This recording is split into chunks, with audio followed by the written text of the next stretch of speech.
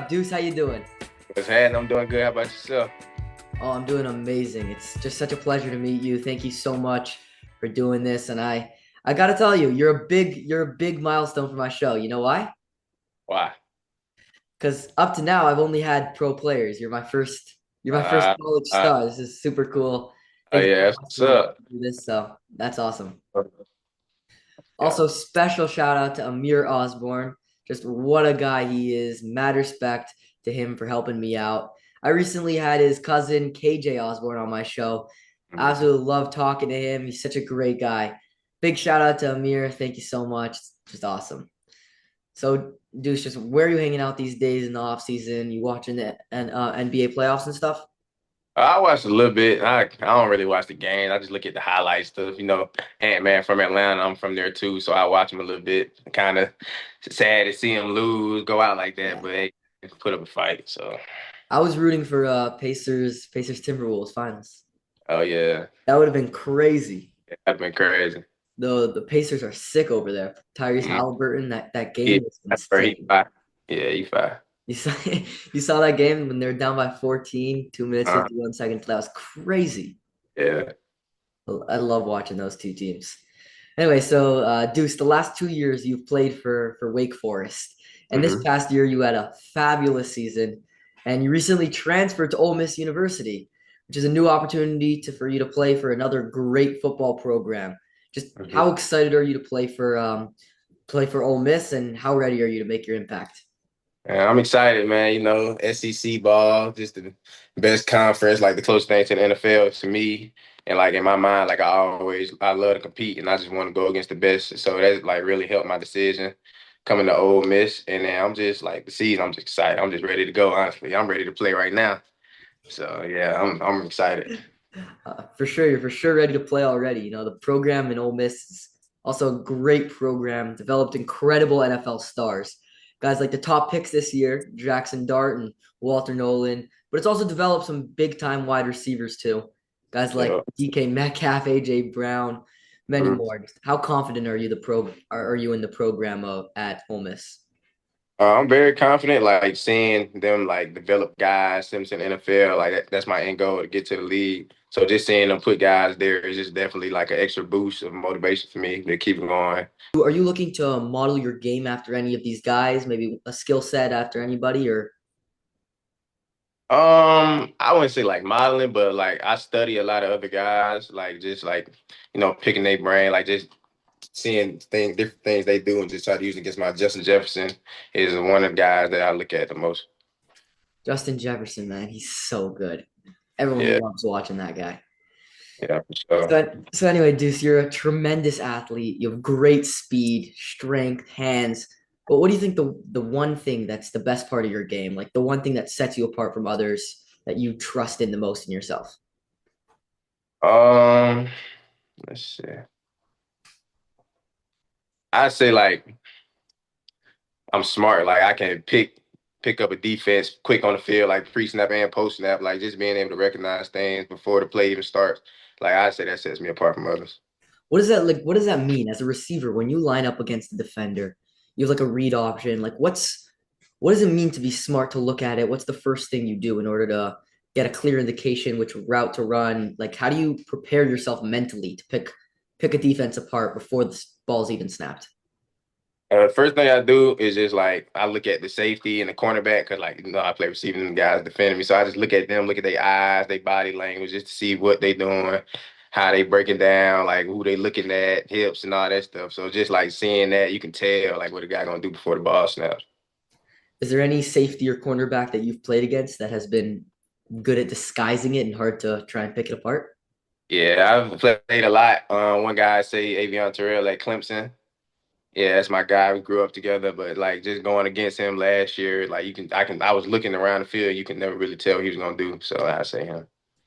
Yeah, for sure. You know, I'm a Ravens fan in the NFL, so we're pretty happy with our safeties right now. We got Kyle Hamilton and Malachi Starks this year. It's gonna be sick, but yeah, Yeah. safeties really they impact every little part of the game. It's crazy. Anyway, so as you mentioned before, Deuce, you're from Georgia, so I gotta clarify this. Are you a Falcons fan?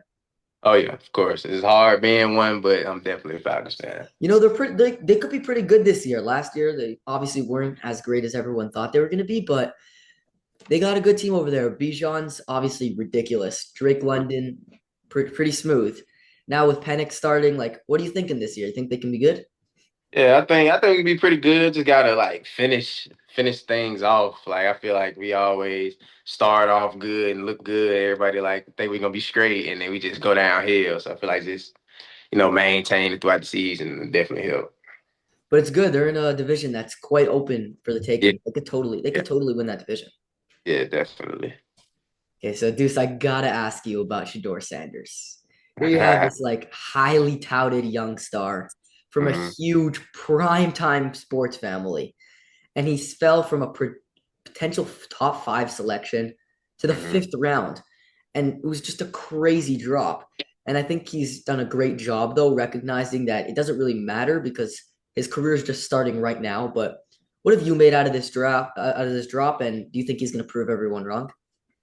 No, I definitely think he's gonna prove everybody wrong. Like, definitely added like a bigger chip on his shoulder, and I feel like he dropped because like he's like real confident. Like some people call him cocky or whatever. Like they don't really like that, so I feel like they kind of like try to prove him like, nah, we on top. Like we run things. Like you're not gonna come in here and just run things and like be on top. So I feel like they kind of like tried to prove something to him, like kind of humble him a little bit. But I definitely feel like come out on top. Yeah, and if dropping wasn't hard enough for him, he then gets Yeah, this insane prank call by a guy pretending to be Mickey yeah. Lewis, the Saints GM. Like the next thing you know, it's blowing up all over social media. Just it's wild. Like Shador's a pro athlete. He worked so hard to get where he is now. It's the biggest night of his life, and he gets this prank call. Like how awful are these prank calls, and how does the league stop it? Because they got to.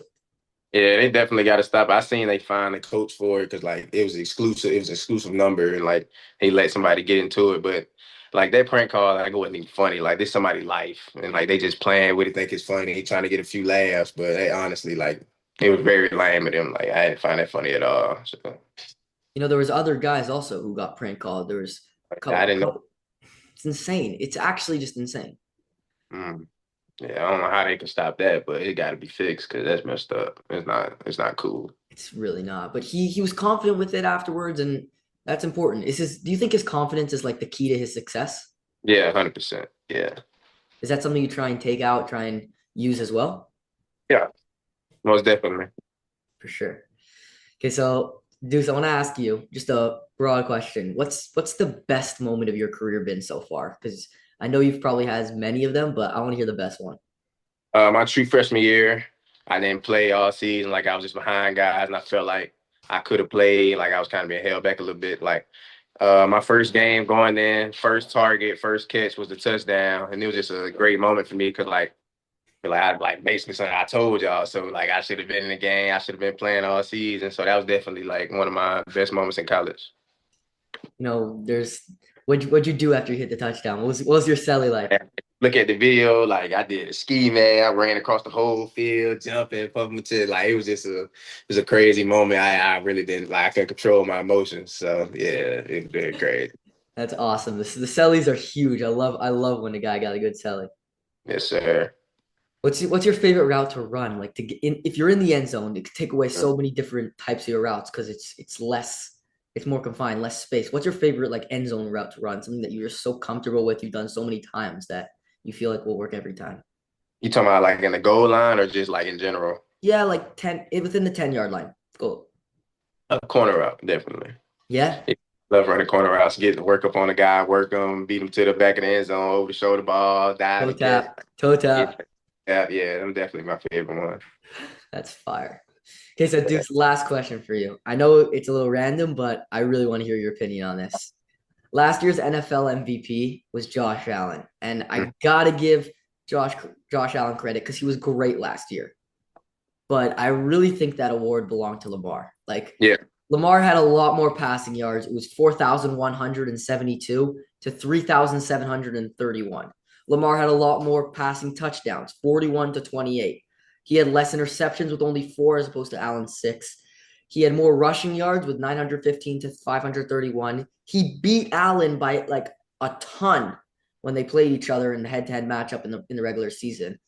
Like the only thing Allen had better was rushing touchdowns, which just were sneaks, by the way, like those tush pushes that they were trying to ban this year.